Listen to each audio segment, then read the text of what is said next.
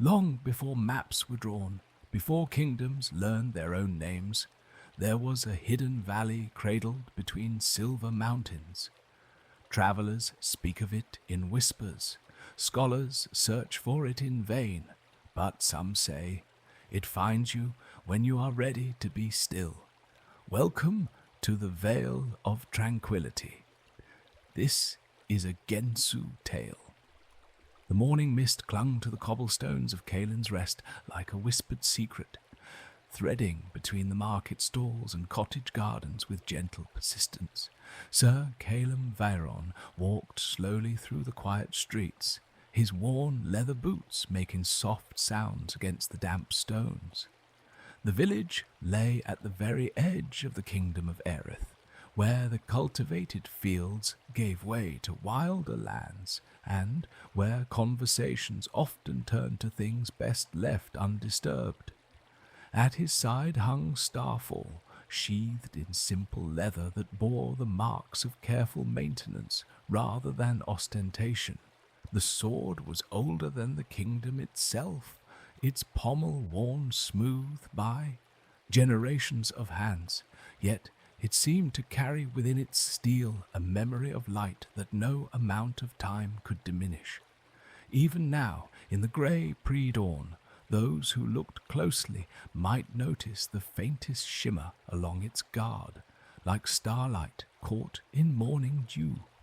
Kaelum paused beside the village well, drawing water with the same methodical care he brought to all his tasks. He was not a large man, nor particularly imposing in the way of knights from the great houses. His armour was plain mail beneath a blue surcoat that had seen better seasons, and his face bore the quiet lines of someone who listened more than he spoke, yet there was something in his bearing, a steadiness perhaps, or a quality of attention that made others feel safer in his presence.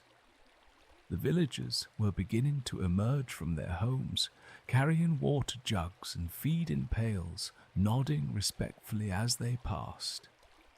Caelum had been staying in Kaelen's Rest for nearly a fortnight, officially as a knight-errant, fulfilling his duties to patrol the realm's borders. In truth, he had come because of the stories. Every traveller who passed through spoke of the Vale of Lumeria with the same hushed tone, the same sideways glances toward the southern hills, the silver mist that never lifted, the unnatural silence that swallowed birdsong and footfall alike, the way the very air seemed to hold its breath, as though the land itself were suspended between sleeping and waking. Sir Caelum.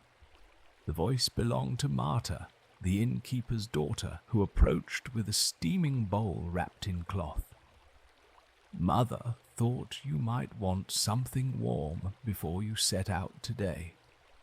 He accepted the bowl with a gentle nod of thanks. The porridge within was simple but nourishing, flavoured with honey and scattered with preserved berries. As he ate, Marta lingered nearby, her usual chatter replaced by something more thoughtful. "The mist crept closer again last night," she said quietly, her eyes turning southward. "Old. Henrik swears it touched the edge of his barley field. Says the grain there looks different now, not sick exactly, but changed. Like it's trying to grow in candlelight instead of sunshine." Caelum followed her gaze toward the rolling hills that marked the approach to the Vale.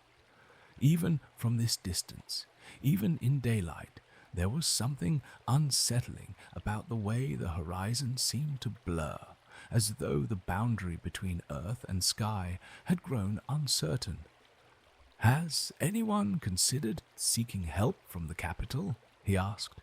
Marta shook her head. "What would we tell them? That our fields might be turning silver, that we hear the valley breathing at night. They'd think us mad or worse, superstitious peasants clinging to old fears." She paused, studying his face. But you believe the stories, don't you? That's why you're here." Before Caelum could answer, the sound of hoofbeats drew their attention to the village's northern approach.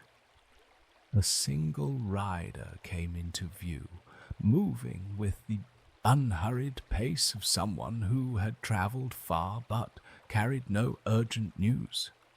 As the figure drew closer, Caelum felt a strange quickening in his chest, though he could not immediately say why. The rider was a woman, perhaps 30 summers, with dark hair that caught the morning light like polished obsidian. She rode side saddle on a grey mare that seemed as calm and steady as its owner, and her travelling clothes, while practical, bore subtle embroideries that suggested education and standing. But it was her eyes that held Caelum's attention, deep blue, like mountain lakes reflecting evening sky, and filled with the kind of careful intelligence that missed very little. She dismounted near the well with florid grace, murmuring something to her horse that made the animal's ears prick forward contentedly. When she turned to nod politely to Caelum and Marta, he noticed that she carried no visible weapons, only a leather satchel that seemed heavy with books or scrolls. "Good morning," she said, her voice carrying a melody that suggested formal training. "I hope I'm not intruding. I'm looking for lodging, and perhaps someone who might tell me about the local geography." Marta brightened immediately. "The Sleeping Swan has rooms, miss. I can show you the way. I'm Marta, and this is Sir Caelum. Are you travelling far?" The woman's eyes met Caelum's, and he felt an odd moment of recognition, as though he were looking at someone he had been expecting without knowing it. "I am Elyndra Mireth," she said, "and I believe I've come exactly as far as I need to." Something in the way she spoke those words, with their suggestion of purpose and destiny, made Caelum set down his empty bowl and give her his full attention. "You're here about the Vale," he said. It wasn't a question. Elyndra nodded slowly. "I am, though I suspect my reasons may be different from most." She glanced around the village square, taking in the quietly worried faces of the early risers. The way conversations seemed to hover around unspoken concerns. "May I ask what brings a knight of the realm to such a quiet border village?" "The same thing that brings a scholar, I imagine," Kaelen replied, noting the ink stains on her fingers and the way she held herself with the particular dignity of someone accustomed to libraries and lecture halls. "A sense that something needs to be done." For a moment they simply looked at each other, taking measure. Then Elyndra smiled. Not the polite expression of a stranger making conversation, but something warmer and more genuine. "Perhaps we should discuss this properly, over breakfast, if the Swan's kitchen is amenable." Marta practically vibrated with curiosity as she led them through the village streets, chattering about room rates and meal times while stealing glances at both of her charges. The Sleeping Swan proved to be a comfortable establishment, its common room already filled with the warm scents of baking bread and brewing tea. The innkeeper, a motherly woman named Bess, fussed over Elyndra's travel arrangements while casting meaningful looks between her and Caelum. They settled at a corner table with bowls of porridge and cups of strong, dark tea. The morning sun slanted through diamond-paned windows, casting gentle patterns on the worn wooden table between them. For a few minutes they ate in companionable silence, each seeming to consider how much to share with this newly met stranger. Finally, Elyndra set down her spoon and folded her hands carefully. "I should tell you that I'm not merely a scholar," she began. "I was trained in the old arts, the shaping of currents that flow beneath the surface of things. My teacher was among the last to study at the Tower of Armathor before it fell," Caelum finished softly. "How long ago was that? 50 years? 60? 53 years this autumn," Elyndra confirmed. "My master, Valdris Thorn, was barely more than an apprentice when it happened. He spent his entire life trying to understand what went wrong, what caused the tower to collapse and the mist to rise. When he died last winter, he left me his research and a charge I cannot ignore." She reached into her satchel and withdrew a leather-bound journal, its pages thick with notes and diagrams. Even closed, the book seemed to emanate a sense of importance, of knowledge carefully preserved and passed down. He believed that what happened at Armathor was not just a tragedy, but a wound in the world itself. The silver mist is not a curse or a haunting, it's a symptom. Caelum leaned forward slightly, drawn by the quiet passion in her voice. "A symptom of what?" "A severing," she said, opening the journal to reveal pages covered in flowing script interspersed with intricate drawings. "Magic flows through the world like water through underground streams. My master called these currents the veins of the earth, and the Vale of Lumeria sits atop one of the greatest. The vein of Lumeria itself. When the tower fell, it damaged this flow, creating a kind of magical wound that has never properly healed."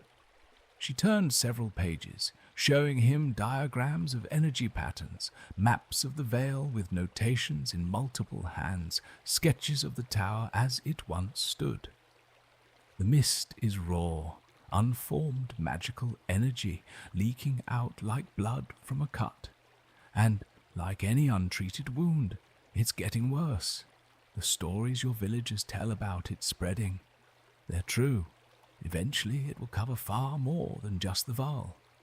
Caelum studied the pages, not understanding all of the symbols but grasping the essential meaning.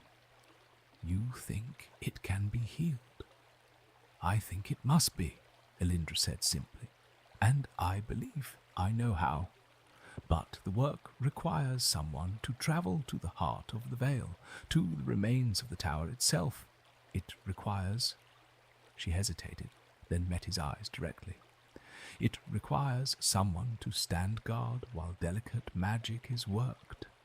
Someone who won't flinch or flee if the restoration process awakens whatever has been sleeping in that mist all these years."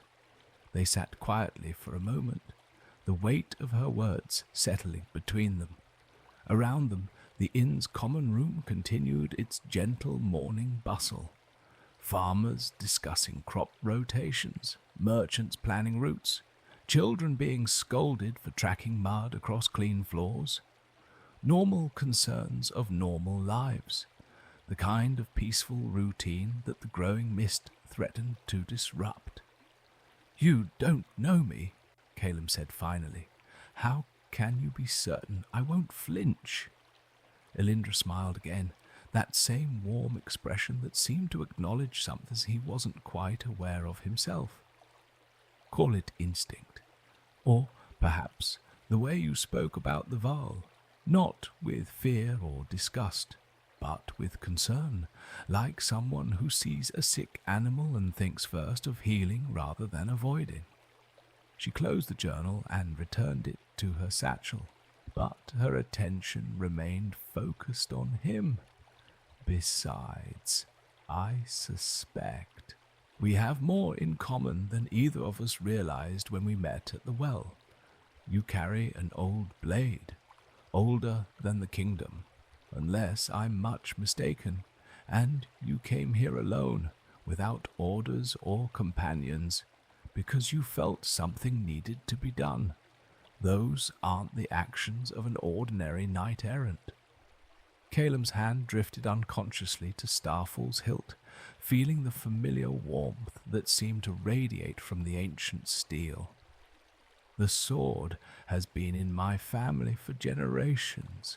My grandmother claimed it was forged from metal that fell from the sky, though I always assumed that was merely a story.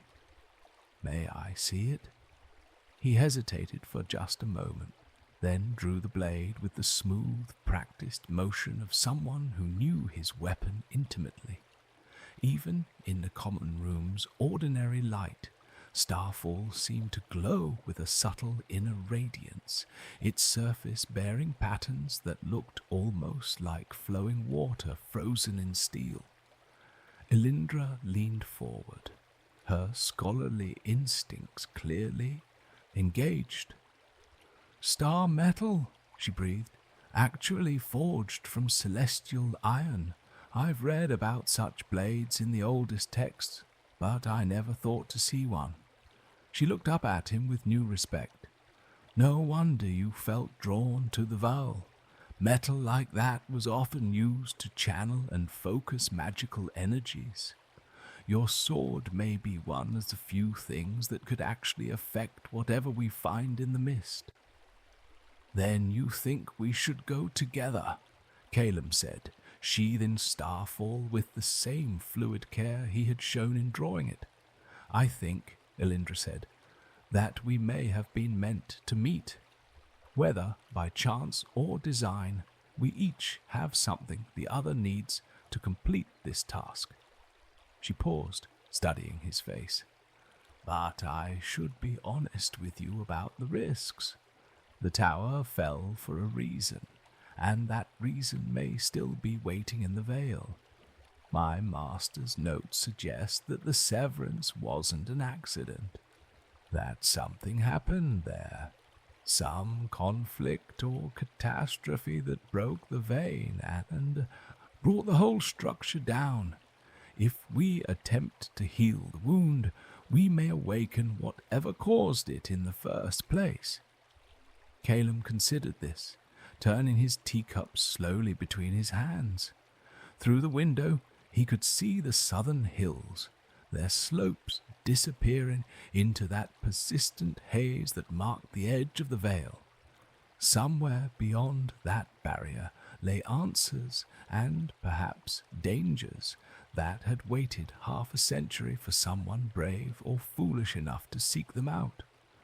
"How long would the healing take?" he asked.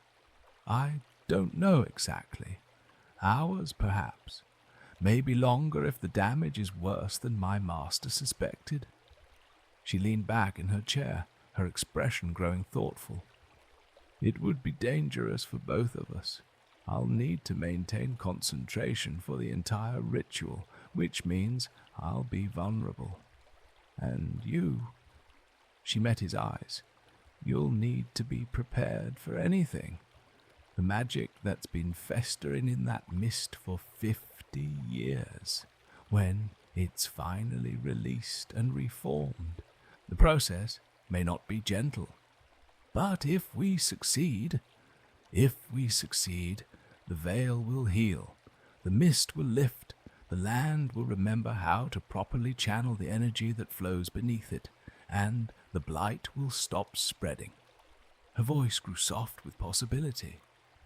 "There might even be new growth, plants and trees more vibrant than before, as the long-blocked magic finally flows free again." They finished their breakfast in contemplative silence, each lost in thoughts of what lay ahead. Other patrons came and went around them, but Caelum found himself feeling oddly separate from the inn's daily rhythm, as though he and Elyndra had already stepped part way out of the ordinary world and into something larger and more uncertain. Finally, Elyndra pushed back her chair and stood. "I should rest today and prepare my materials. Tomorrow morning, if you're willing, we could set out for the Vale. It's perhaps a day's travel on foot to reach the heart of it. Caelum rose as well, automatically courteous. I'll be ready. He hesitated, then added, I should warn you, I'm not much for conversation while traveling. Some people find the quiet unsettling. I think, Elyndra said with a gentle smile, that I'll find it perfectly comfortable. They parted ways in the inn's courtyard, she to see to her horse and belongings, he to spend the afternoon in quiet preparation. Caelum walked slowly back toward his own lodgings, but found himself pausing at the village's southern edge, where the cultivated fields gave way to wilder grassland, and the first hints of the Vale's influence could be felt in the air. The afternoon sun was warm on his face, but there was something else in the breeze, a coolness that spoke of mist and shadow, of places where sunlight had not properly fallen for far too long. He rested his hand on Starfall's hilt and felt the blade's subtle response, a quickening that suggested recognition or anticipation. Tomorrow, he thought, they would learn what secrets the Vale of Lumeria had been keeping, and whether two strangers with complementary gifts could succeed where 50 years of avoidance had failed. The prospect should have filled him with apprehension, but instead he found himself experiencing something he hadn't felt in years, a sense of rightness, as though all his wandering and searching had been leading toward this moment, this partnership, this chance to heal rather than merely protect. The mist would be waiting for them, along with whatever slept in its silver depths. But for the first time since the stories had drawn him to this border village, Caelum felt genuinely hopeful that the waiting would soon come to an end. The dawn that greeted Caelum and Elyndra was softer than usual, filtered through a haze that seemed to drift up from the southern hills like breath made visible. They met at the village well as the first merchants were setting up their stalls, their packs secured and their faces set with quiet determination. The villagers who saw them preparing to depart offered subdued farewells and small gifts, a packet of dried fruit from Marta, a flask of strong tea from the innkeeper, a carved wooden charm from old Henrik that he pressed into Elyndra's palm with whispered words about safe return. As they walked through Kaelin's Rest for what might be the last time, Caelum noticed how the morning light seemed different here at the Vale's edge. Not dimmer, exactly, but somehow more tentative, as though it had to work harder to reach the ground. Elyndra walked beside him with the measured pace of someone conserving energy for a long journey, her grey mare following on a lead rope, laden with carefully packed supplies and the tools of her craft. "How far before we need to leave the horse behind?" Caelum asked as they passed the last cottage and stepped onto the dirt track that led into the hills. "Perhaps halfway," Elyndra replied, adjusting the strap of her satchel. "The paths become too uncertain after that, and the mist makes it dangerous for animals. They become confused, disoriented." She glanced at him. "We'll feel it too, but humans seem better able to push through the effect with conscious will." The track wound upward through grassland that grew increasingly wild and unkempt. Sheep grazed in the lower pastures, but as they climbed higher, the signs of human habitation grew sparse and then disappeared entirely. The grass itself began to change, still green, but with an odd silvery cast to the blades, as though they had been dusted with the finest metallic powder. They walked steadily for several hours, speaking little but maintaining the comfortable silence of travelers who had quickly learned each other's rhythms. Caelum found himself studying Elyndra as they moved, noting the way she occasionally paused to examine unusual plants or stones, her scholar's mind cataloguing details even as they approached danger. There was something reassuring about her methodical approach, her evident knowledge held lightly rather than displayed for effect.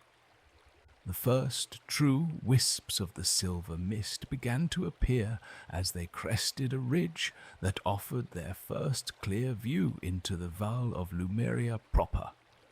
Below them, the land fell away in gentle slopes toward what had once been a prosperous valley floor. The remnants of old roads could still be traced like faint scars through the landscape, and here and there the broken foundations of buildings poked through vegetation that grew in strange, dreamlike profusion. But it was the mist itself that commanded attention. It flowed through the valley like a slow river of mercury, pooling in hollows and streaming around obstacles with purposeful fluidity. Even from this distance, there was something unsettling about its movement, too organized for natural fog, too persistent for any weather pattern they knew. "It's beautiful," Elyndra said quietly, and Caelum realized she was right. For all its strangeness, the mist caught and reflected light in ways that created an almost ethereal landscape, transforming the abandoned valley into something that belonged more in dreams than waking world. "And dangerous," he added, noting how the very air seemed to thicken as they descended toward the vale's embrace. They continued downward for another hour before Elyndra called a halt beside a grove of silver-leafed trees that offered shelter and clear sight lines in multiple directions. "This is where we should leave Nimue," she said, stroking her mare's neck affectionately. "There's good grass here and fresh water from that stream. She'll wait for our return." As Elyndra tended to her horse, securing the animal's tether and ensuring she had adequate supplies, Caelum studied the terrain ahead. The mist grew denser with each 100 yards of distance, until the valley's heart was completely obscured behind walls of drifting silver. Somewhere in that obscurity lay the ruins of the Tower of Armathor, and whatever answers they sought. "The effects will begin soon," Elyndra warned as they shouldered their remaining packs and prepared to continue on foot. "At first, it's just a feeling of disconnection. Sounds becoming muffled, distances hard to judge. But deeper in, the mist can play tricks with memory and perception. We must stay close together." She was right. Within minutes of leaving the grove, Caelum began to notice the change. His footsteps seemed to echo strangely as though the ground were hollow beneath them. The familiar weight of Starfall at his side felt both heavier and lighter than it should, and when he turned to check on Elyndra, she seemed farther away than the few feet that actually separated them. The path they followed was overgrown but still discernible, winding between stands of trees that had clearly been shaped by the mist's influence. Their bark was pale as birch, but smooth as beech, and their leaves whispered with voices almost too soft to hear. Flowers bloomed in impossible colors, blues that hurt to look at directly, purples that seemed to shift and change when viewed peripherally. "Don't stare too long at anything," Elyndra murmured, her own voice sounding oddly distant despite her proximity. "The mist carries memories of things that were, and sometimes those memories can seem more real than the present. They pressed on through a landscape that grew increasingly surreal. Ruined walls emerged from and disappeared into the silver haze like the bones of some great creature. Stone bridges spanned streams that might or might not have been flowing with water. The sound was right, but the substance caught light in ways that water never did. Gardens had gone wild in geometric patterns that suggested they had been tended by minds that understood beauty differently than human consciousness did. Time became difficult to measure. They might have been walking for hours or days.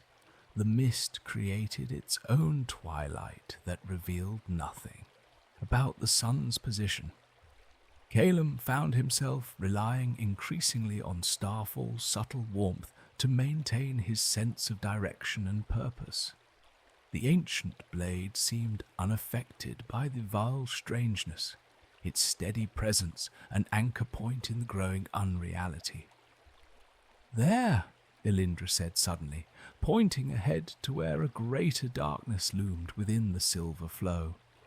The lake, and beyond it, what remains of the tower. As they approached, the mist began to thin slightly, as though even its strange intelligence recognized the significance of this place. The lake spread before them like a mirror made of polished obsidian, its surface so still and dark that it reflected nothing, not the mist above, not the figures walking along its shore, nothing but an absolute void that seemed to drink light rather than reflect it. On the far side, perhaps a quarter-mile distant, the broken remains of the Tower of Armathor rose from a small island connected to the mainland by a narrow causeway of worked stone. The tower had been magnificent once. Even in ruin, its proportions spoke of architectural genius and magical enhancement. But something had shattered it with tremendous force, leaving only the lower third of what must have been a soaring spire, its broken top jagged against the silver sky. "The Vale of Lumeria runs directly beneath the tower," Elyndra explained, kneeling at the water's edge and opening her satchel. "That's why they built there, to tap into the flow of natural energy and amplify their workings. But look at the water." Caelum knelt beside her and peered into the lake's dark surface. At first he saw only impenetrable blackness, but as his eyes adjusted, he began to make out a faint pulsing deep below. Not light exactly, but a rhythm like a vast, slow heartbeat. "That's the vein," she said softly, "still flowing, but damaged, bleeding energy that can't properly circulate. The water should be crystal clear, fed by underground springs. Instead, it's become a pool of concentrated magical force with nowhere to go."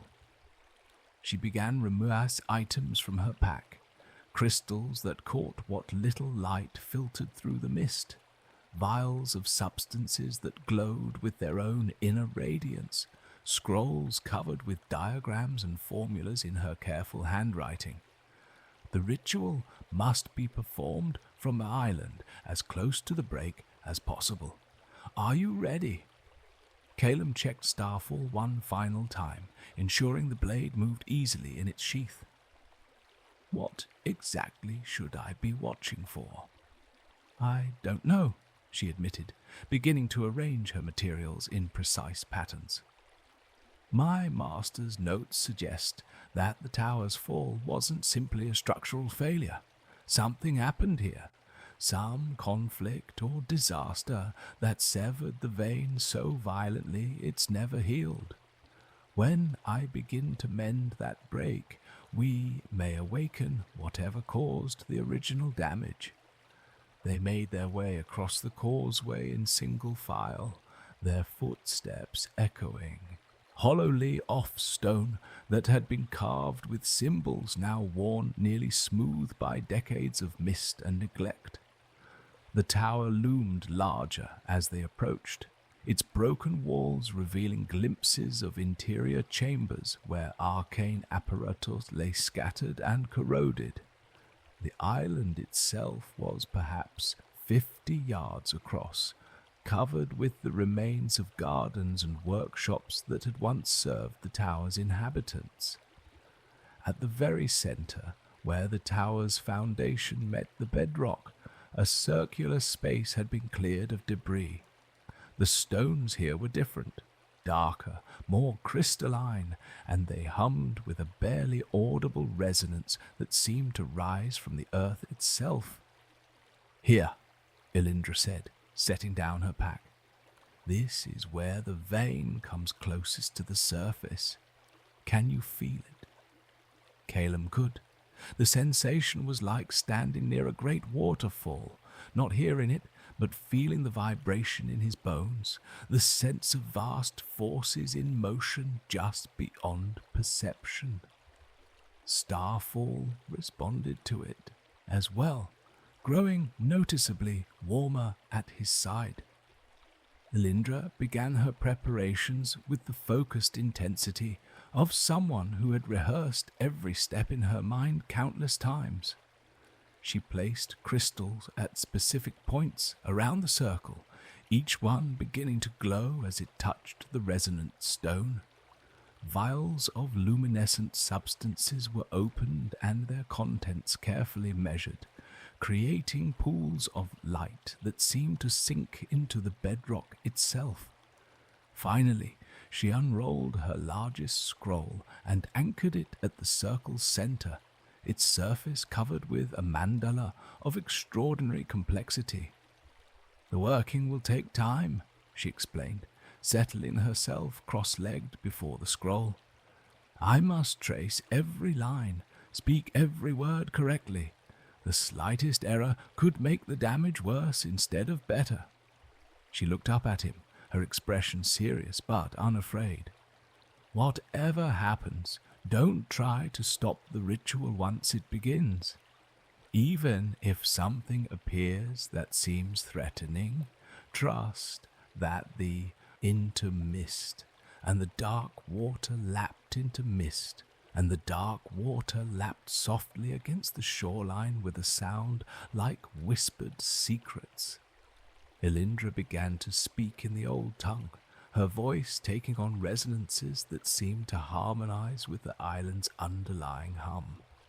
The crystals grew brighter, and the pools of luminescent substance began to move, flowing along channels carved into the stone that hadn't been visible before.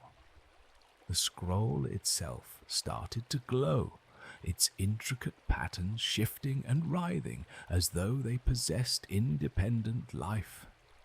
The mist around the island began to respond, swirling in patterns that matched the mandala's geometry. The lake's surface, still as death moments before, started to ripple outward from the island in concentric circles.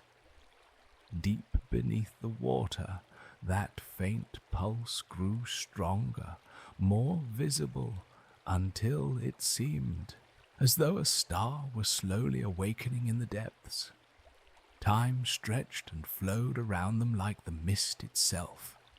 Elyndra's voice never faltered, but her words began to echo strangely, as though the air were remembering sounds from decades past and layering them together. The light from her crystals painted the broken tower walls in shifting patterns, and Caelum could swear he saw glimpses of the structure as it once had been, whole, magnificent, reaching toward the sky like a finger of worked stone and captured starlight.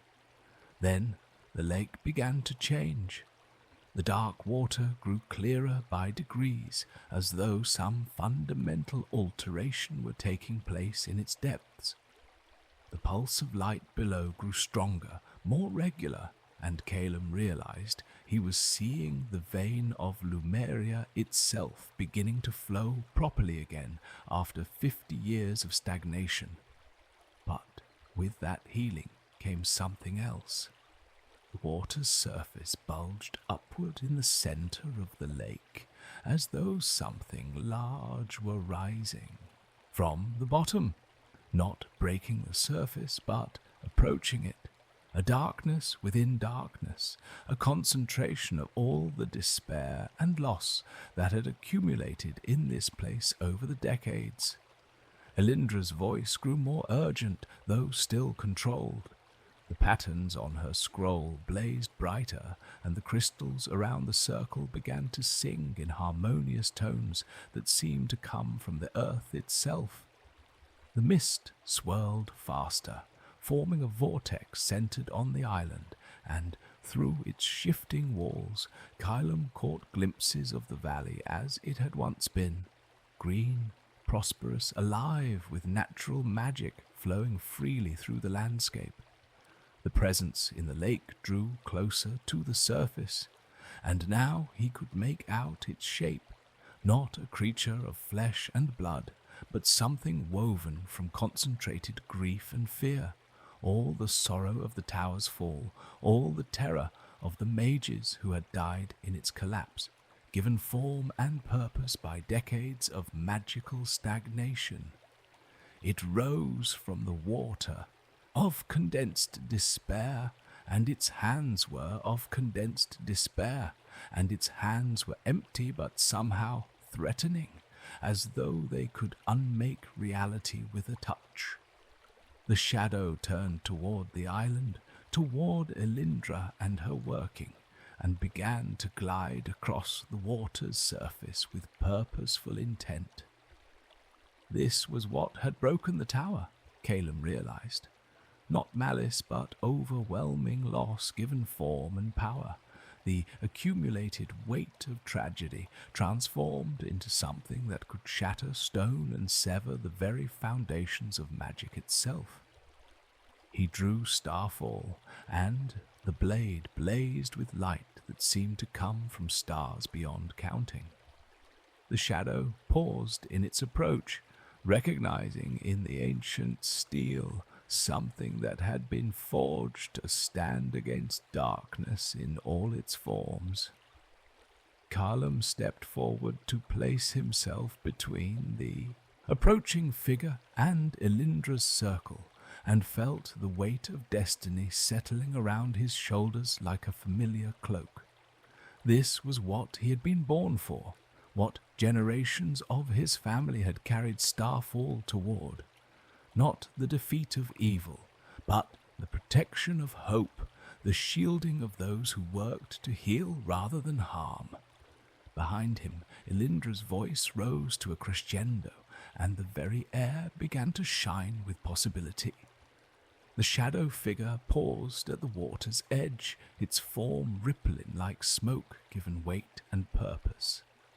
This close, Caelum could see that it wasn't truly malevolent. There was something achingly sad about the way it moved, the way its hooded head tilted as though listening to voices only it could hear. This was grief made manifest, the accumulated sorrow of everyone who had died when the tower fell, everyone who had lost their home when the veil was consumed by mist. Starfall hummed in his grip, its starlight steel resonating with harmonics that seemed to reach back through time to the moment of its forging. The blade had been made for this, not to destroy, but to stand as a beacon when darkness threatened to overwhelm the light. Behind him, Elyndra's voice wove through syllables that predated the kingdom itself, each word carefully placed to knit together the severed flows of magic beneath their feet. "I understand your pain," Caelum said softly, addressing the shadow as he would a person, because in many ways that's what it was. A person, or the echo of many persons trapped by loss too great to release. But she's trying to heal what was broken. Let her work. The figure's response was wordless but unmistakable. It gestured toward the ruined tower, toward the dark water, toward the mist-shrouded valley beyond.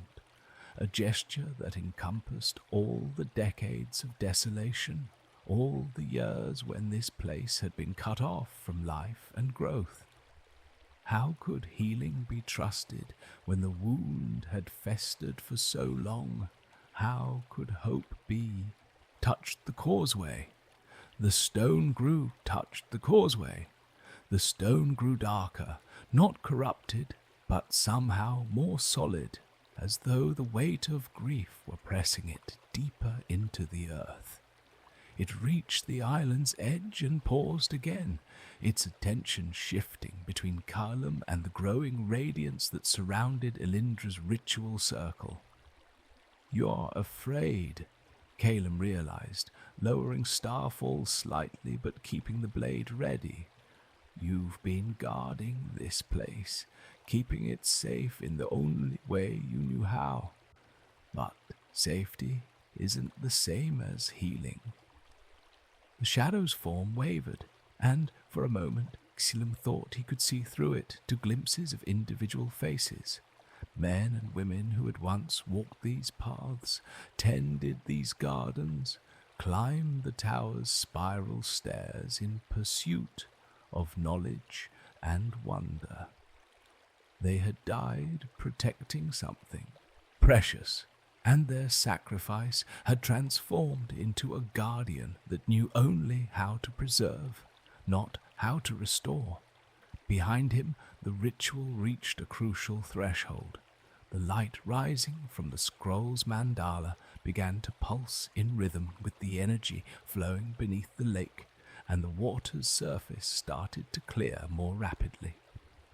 Where moments before it had been black as polished obsidian, now it showed depths of crystal blue shot through with currents of pure silver light.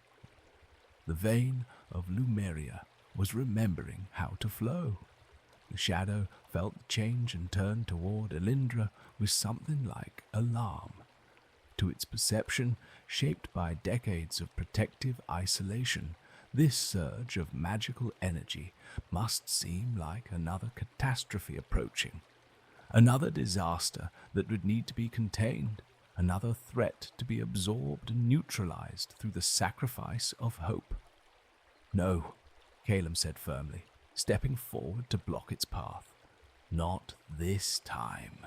This time, we choose healing over hiding." Starfall blazed brighter as he raised it, not in threat, but in offering.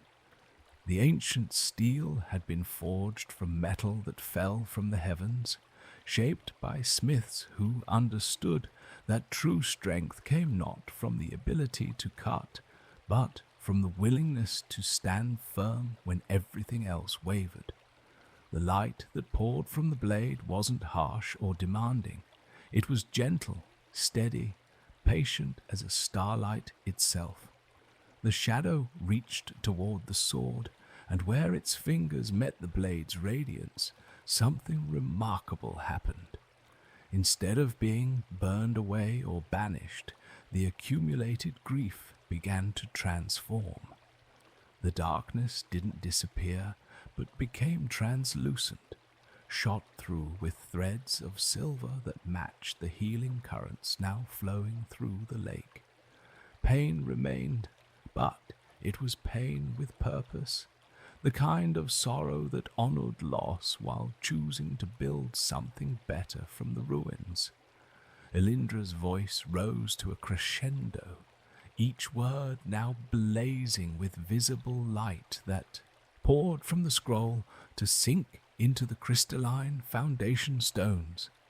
The island itself began to resonate like a vast bell, and the broken tower's remaining walls caught and amplified the sound until it seemed the whole vale was singing in harmonies too complex for human ears to fully comprehend. The mist around them started to change. Instead of the thick, obscuring silver that had blanketed the valley for 50 years, it began to thin and brighten, taking on the quality of morning fog touched by sunlight.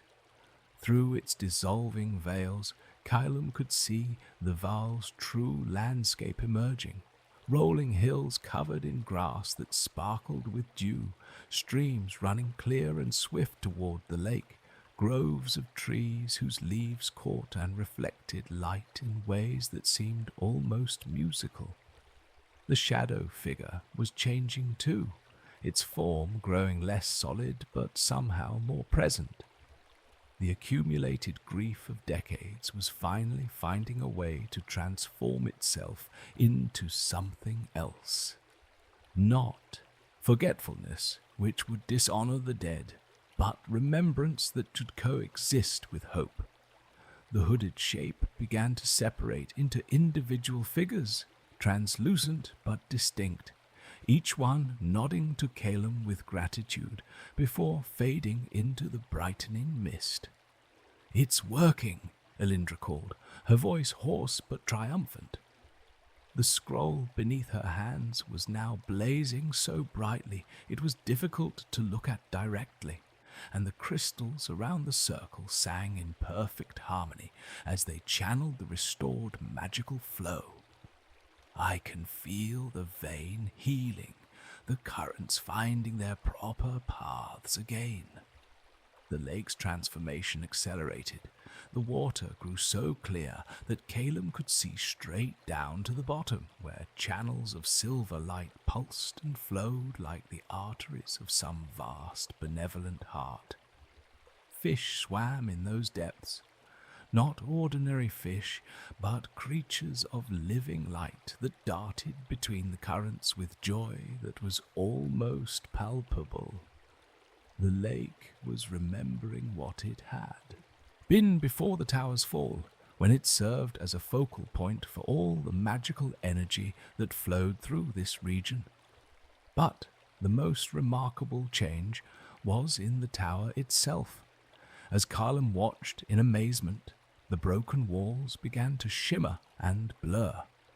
For moments at a time, he could see the structure as it once had been, whole, magnificent, reaching toward the sky like a spear of white stone and captured starlight.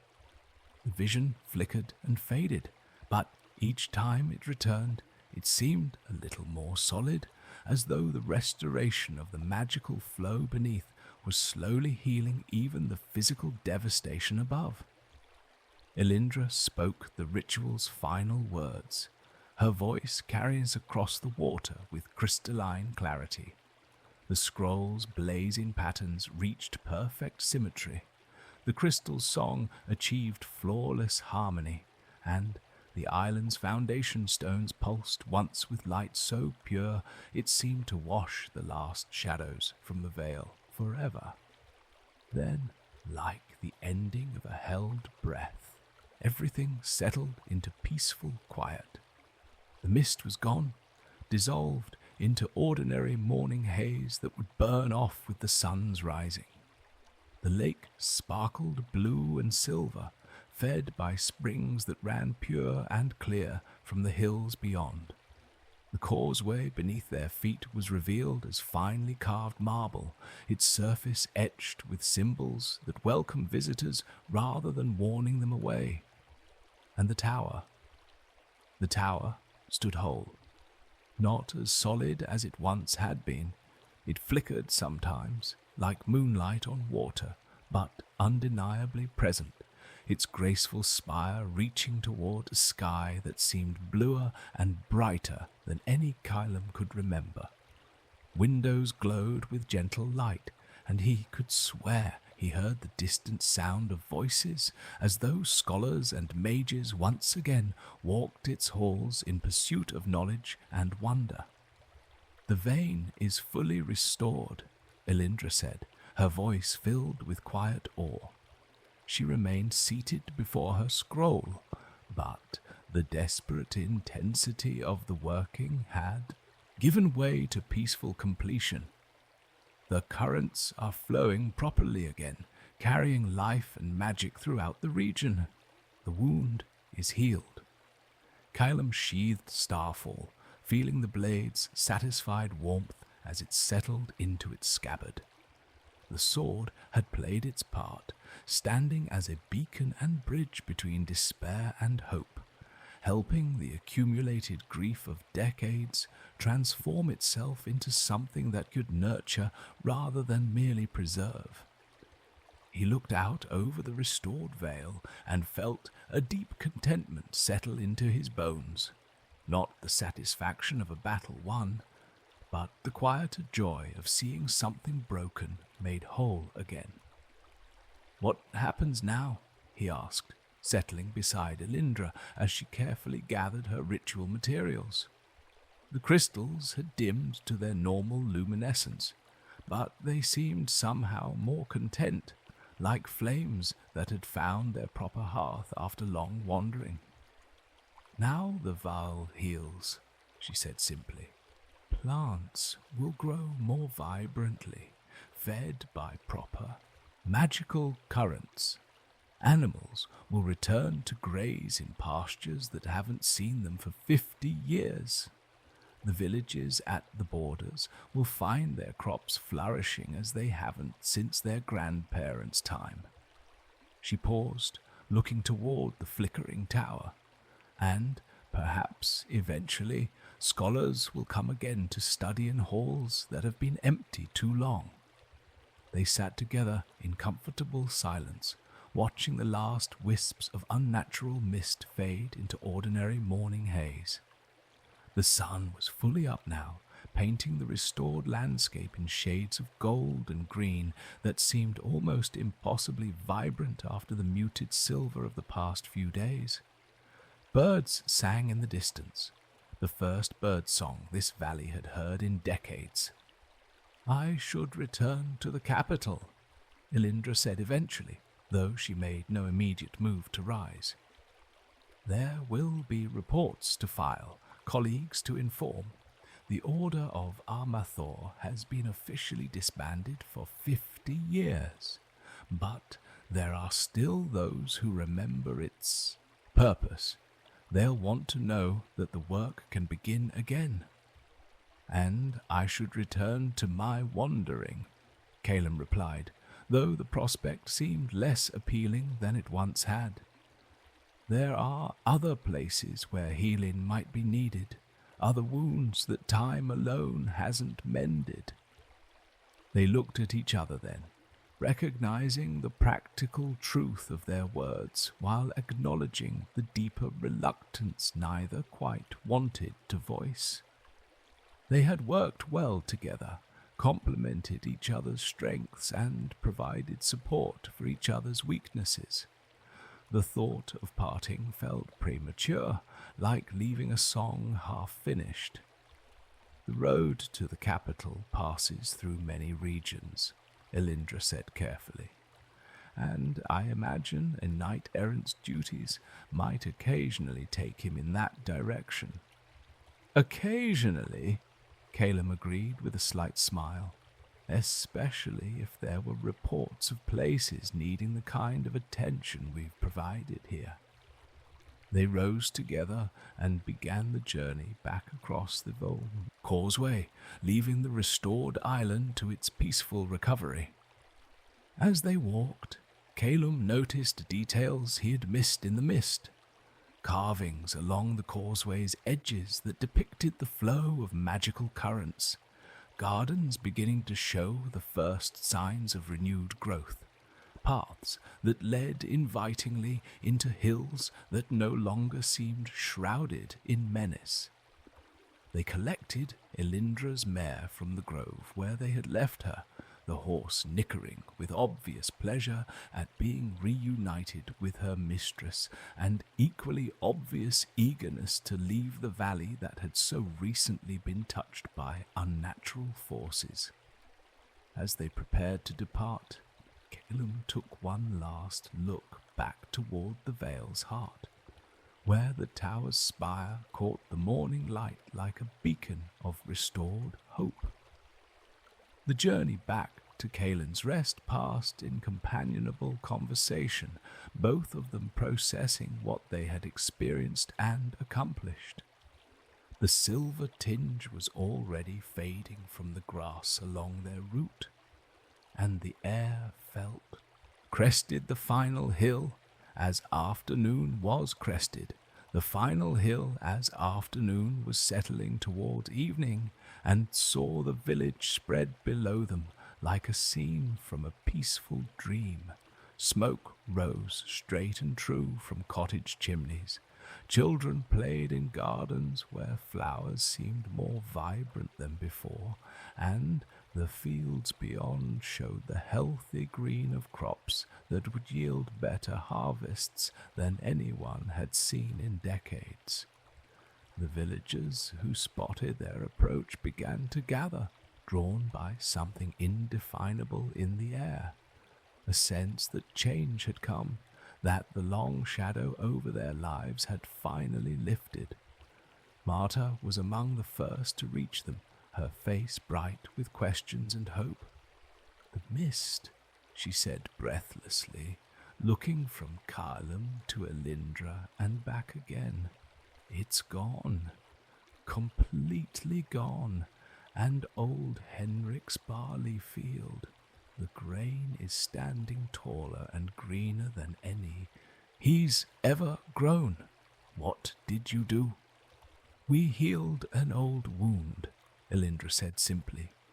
"The Vale will trouble you no more. In fact, it may become a place of pilgrimage in time, once word spreads that the Tower of Armathor stands again." The celebration that followed was gentle rather than raucous.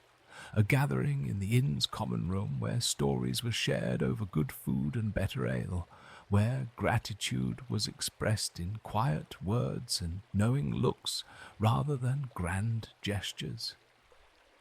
Caelum found himself seated beside Elyndra, both of them content to listen rather than speak, to let others voice their amazement while they savoured the peaceful satisfaction of work well done. As the evening wore on and the crowd gradually dispersed, they found themselves alone at their corner table once again, much as they had been on that first morning when they had decided to attempt the healing together. But now there was a different quality to the silence between them, not the careful assessment of strangers, but the comfortable quiet of partners who had shared something significant. "I meant what I said about the capital," Elyndra said softly, her hands wrapped around a cup of mulled wine. "There's much work to be done if the order is to be properly restored, and I suspect I'll need advisors with practical experience in healing rather than just theoretical knowledge. And I meant what I said about the roads leading in that direction," Caelum replied, "though I should warn you that my understanding of magical theory extends mainly to which end of my sword produces light." Elyndra laughed, a sound like silver bells in morning air. "I think that may be exactly the kind of understanding we need most. Magic without practical wisdom becomes mere academic exercise, but practical wisdom guided by knowledge." She gestured toward the window where the southern hills stood peaceful under starlight. "That can heal the world." They parted the next morning with plans to meet again in Maotian, the capital, within a month's time. Elyndra rode north toward the great libraries and council chambers where the Order's restoration would officially begin, while Caelum turned east toward regions where other old wounds might be waiting for patient attention. But the parting felt more like an intermission than an ending, a pause between movements in a song that had only begun to find its proper melody.